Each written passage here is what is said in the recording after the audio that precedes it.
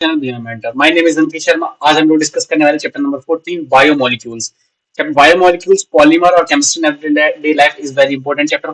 अगर हम देखें एग्जाम पॉइंट ऑफ व्यू से, लोग काफी इसको नेग्लेक्ट कर देते हैं, पर ये बहुत स्कोरिंग, बहुत ही ज्यादा क्वेश्चंस के आते हैं, रिपीटेड क्वेश्चंस आते हैं। सबसे बड़ी बात तो ये इंपॉर्टेंट है, आप इसको अच्छे से करिए, ठीक है। तो चलिए बढ़ते हैं अपने पहले क्वेश्चन की तरफ।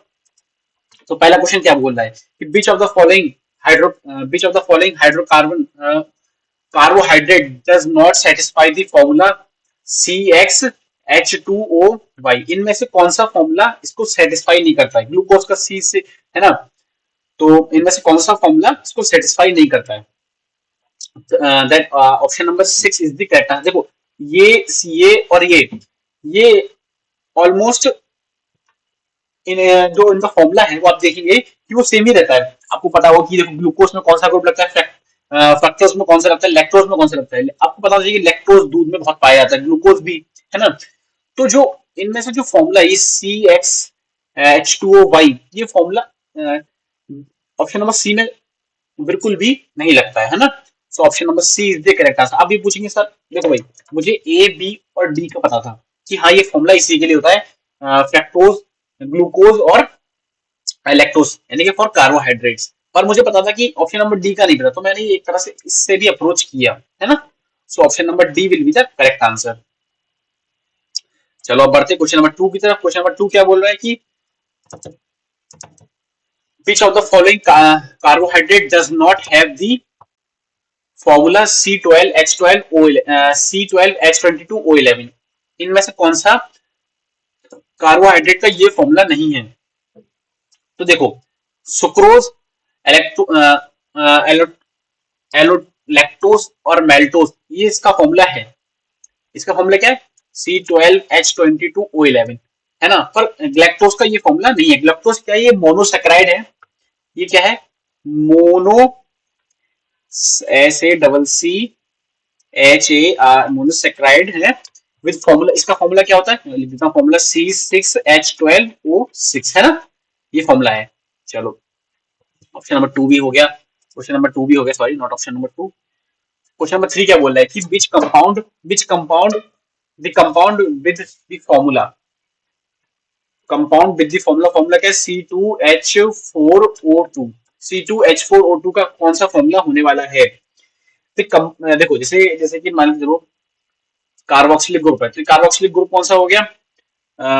मतलब एक तरह से अगर एल्डिहाइड हो गया तो CHO हो गया, है ना, मोनोसेक्राइड। और आपको पता होना चाहिए कार्बोहाइड्रेट, कार्बोक्सिलिक, ये मतलब होते क्या एक्चुअल में, है ना। कंपाउंड विद एसिटिक एसिड यानी कि एसिटिक एसिड का क्या फॉर्मूला हो जाएगा? तो हो जाएगा CH3COOH। अब अगर इसको हम इस तरीके से भी लिख सकते हैं C2H4O2, है ना। तो ये क्या हो जाएगा?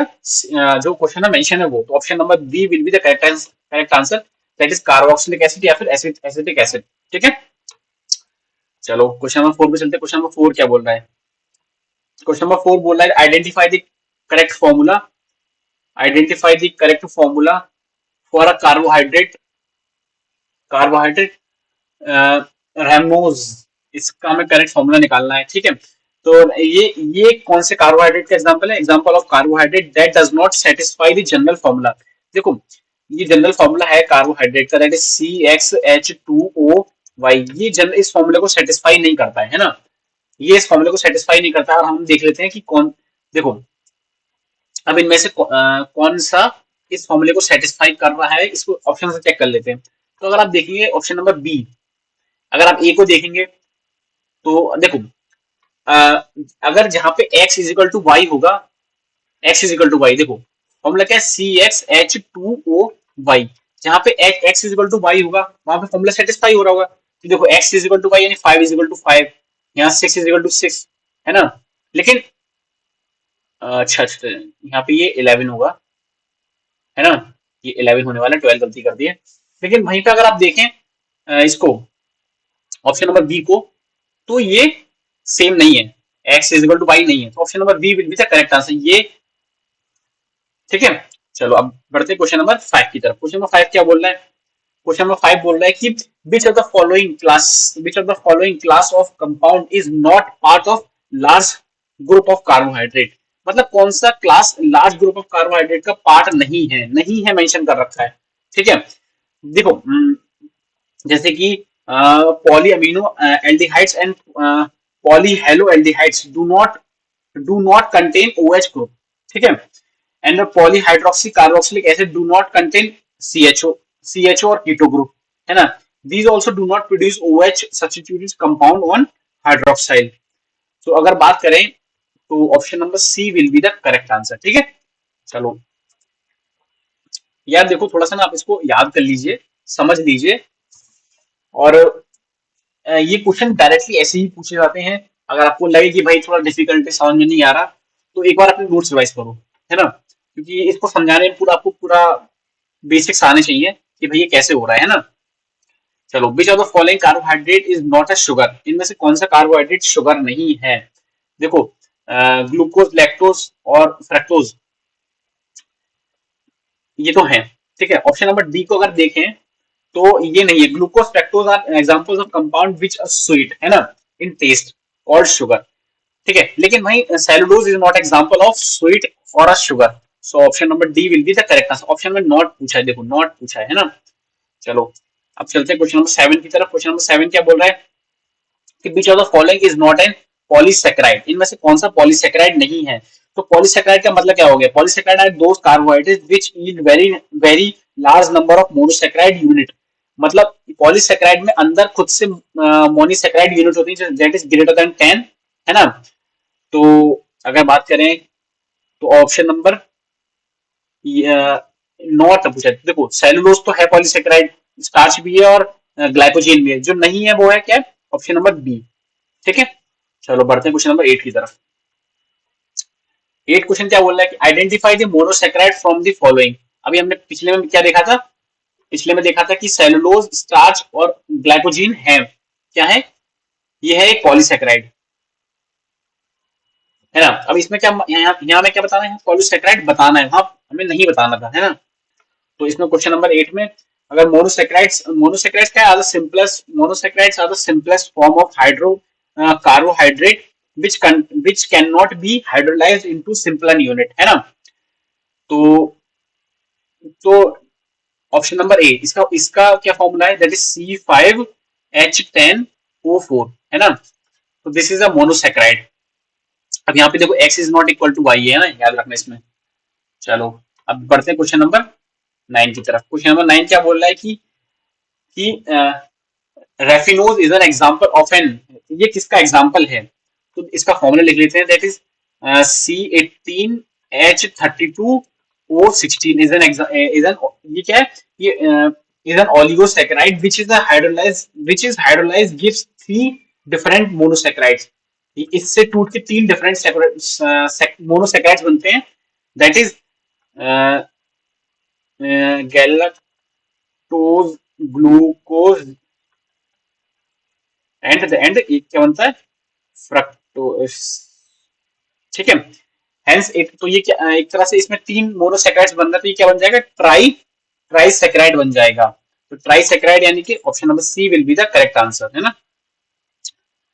चलो अब बढ़ते हैं क्वेश्चन नंबर 10 की तरफ। तो क्वेश्चन नंबर 10 क्या बोल रहा है कि which of the following disaccharides give 2 same monosaccharide unit on hydrolysis. तो that is answer is maltose. Maltose same monosaccharide unit देता है आफ्टर द हाइड्रोलाइसिस। ठीक है, याद रखने वाली बात है, याद रख लीजिए इसको। चलो अब बढ़ते हैं क्वेश्चन नंबर 11 की तरफ। तो क्वेश्चन नंबर 11 क्या बोल रहा है, क्वेश्चन नंबर 11 बोल रहा है प्रोटीन आर पॉलीमर ऑफ। तो प्रोटीन किसके पॉलीमर हैं, तो अभी हमने कार्बोहाइड्रेट्स की पढ़ ली, अब पढ़ने वाले हैं प्रोटीन आगे 10 क्वेश्चन में, है ना। तो protein sorry proteins are the polymer of, protein किसकी पॉलीमर है, अल्फा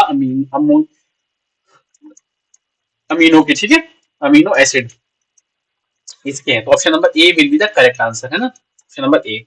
चलो क्वेश्चन नंबर चलते हैं क्वेश्चन नंबर 12 की तरफ। क्वेश्चन नंबर 12 क्या बोला है कि if the basic formula of alpha amino acids is R, ये फॉर्मूला दे रखा है, where R is then side chain, what is the primary point of distinction between any two protein. तो प्राइमरी पॉइंट क्या होता है, तो दैट इज साइड चेन। जैसे ये जो आर ग्रुप लगा हुआ है, अब उसी से तो डिफरेंशिएट करें, मतलब प्राइमरीली किससे डिफरेंशिएट करें कि आर कौन सा है, मिथाइल है, इथाइल है, ब्यूट है, रोप है, पेंट है, क्या है, दैट इज प्राइमरीली हम क्या चेक करेंगे, आर ग्रुप चेक करेंगे, ठीक है, दैट इज साइड चेन।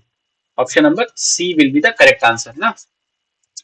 चलो अब चलते हैं क्वेश्चन नंबर 13 की तरफ। क्वेश्चन नंबर 13 क्या बोला, विच of the following amino acids is, which of the following is amino acid is optical optically inactive. Optically inactive कौन सा नहीं, कौन सा है, ठीक है। तो ऑप्टिकली इनएक्टिव देखो, एलिना, लाइसिन और वेलाइन, ये क्या है, ये ऑप्टिकली एक्टिव है, ये है ऑप्टिकली एक्टिव, पर ये ग्लाइसिन ऑप्टिकली इनएक्टिव है। So option number A will be the correct answer. तो glycine is the only natural occurring alpha amino acid which is optically inactive because the alpha carbon of glycine has two hydrogen atom attach to it. तो ये जो क्या है, glycine क्या है, ये only only naturally occurring amino acid है जो कि ऑप्टिकली इनएक्टिव है, ठीक है। चलो बाकी सारे क्या है, ऑप्टिकली एक्टिव। चलो एक क्वेश्चन और हम इस क्वेश्चन में हम तरह से 2-3 क्वेश्चन कवर कर लिए हमने। चलो अब करते हैं question number 14। What is the one letter code for tyrosine. Tyrosine का वन लेटर कोड क्या है, ये हमें बताना है। तो that is Y. Option number B will be the correct answer. Tyrosine is a naturally amino acid first obtain from चीज।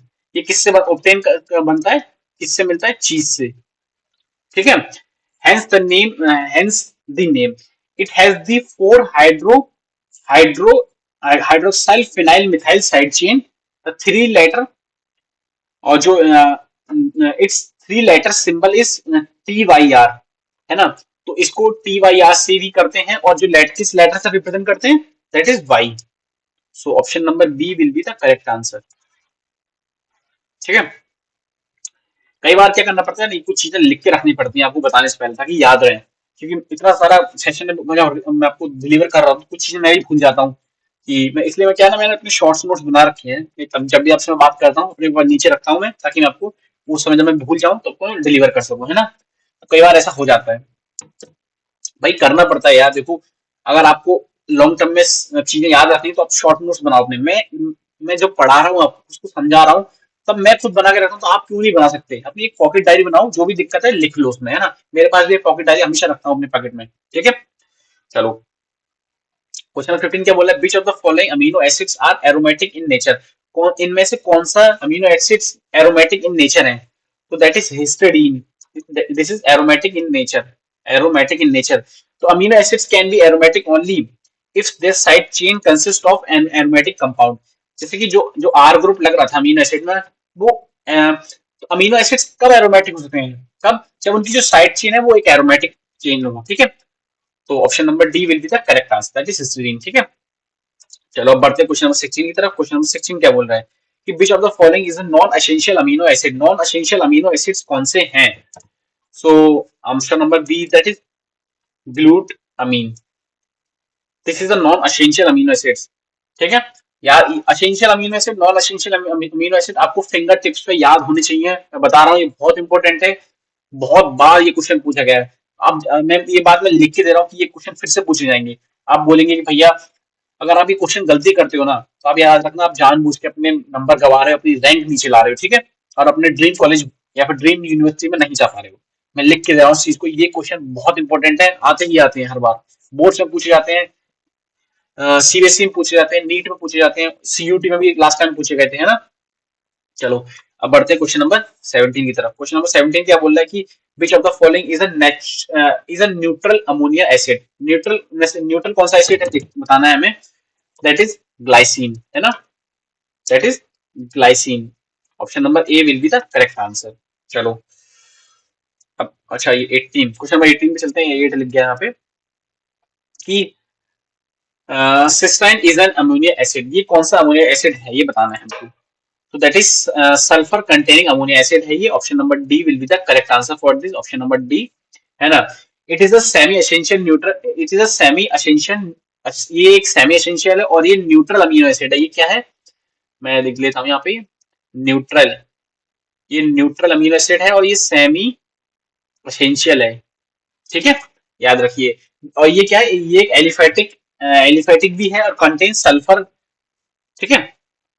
चलो अब चलते क्वेश्चन नंबर 19 की तरफ। क्वेश्चन नंबर 19 क्या बोल रहा है कि which of the following amino acid contain only one amino group, इनमें से कौन सा एक सिंपल एक अमीनो ग्रुप कंटेन करता है, that is leucine. Option number A leucine, है ना। चलो option number A will be the correct answer. अब चलते हैं क्वेश्चन नंबर 20, इस सेशन का आखिरी क्वेश्चन, ठीक है। Which of the following code use for the asparagine, के लिए कौन सा कोड यूज किया था, जैसे हमने पिछली बार देखा था वाई यूज किया हमने, तो इसके लिए कौन सा कोड यूज करते हैं, तो इसके लिए हम कोड यूज करते हैं एन, याद रख लीजिए एन, ठीक है। अब देखो इसको याद रखने का मैं तो आप कुछ अपने ट्रिक बना लीजिए, है ना। ट्रिक बना के भी लोग कई बार याद रखते हैं सब चीजों को। तो मुझे लगता है कि ये जो प्रोटीन और कार्बोहाइड्रेट्स हैं, ये काफी हद तक ट्रिक के बेसिस पर आप याद रख सकते हैं। जितना आप इसको सोचेंगे कि रट लें तो रट नहीं पाओगे यार। देखो ऑलमोस्ट सारी चीजें ना सेम ही है, तो अगर आप रटोगे तो लगेगा कि यार भूल गए, या फिर आप मिक्स कर दो सब चीजें। इसलिए ट्रिक बनाओ, कुछ भी नाम दो, कुछ भी समझो, कुछ भी ट्रिक बनाओ, तो आप आसानी से ये सब चीजें कर पाओगे, है ना। चलिए फिलहाल अभी इस सेशन के लिए काफी लंबा खिंच गया सेशन, अभी के लिए इतना ही। मिलते हैं आपसे अगले सेशन में। अगर आपको कोई डाउट हो, कोई भी क्वेरी हो, आप मुझसे मेरे टेलीग्राम पर, मेरे व्हाट्सएप पर पूछ सकते हैं। इस सेशन को बनाने में काफी मेहनत लगती है, बहुत ज्यादा टाइम जाता है, तो इस चैनल को सब्सक्राइब कीजिए, वीडियो को लाइक कीजिए, और जितना ज्यादा हो सके इसको स्प्रेड कीजिए, ताकि जितने ज्यादा लोग हैं इसको देखें, उनकी हेल्प हो पाए, ठीक है। हमारा काम ही है आपको मेंटरशिप प्रोवाइड करना। बाकी आपको कोई डाउट हो, कोई मेंटरशिप चाहिए, तो आप मुझे मेरे चैनल पर भी या फिर मेरे व्हाट्सएप नंबर पे पिंक कर सकते हैं मुझे, ठीक है। फिलहाल के लिए नहीं, मिलते हैं अगले सेशन में। Thank you, bye.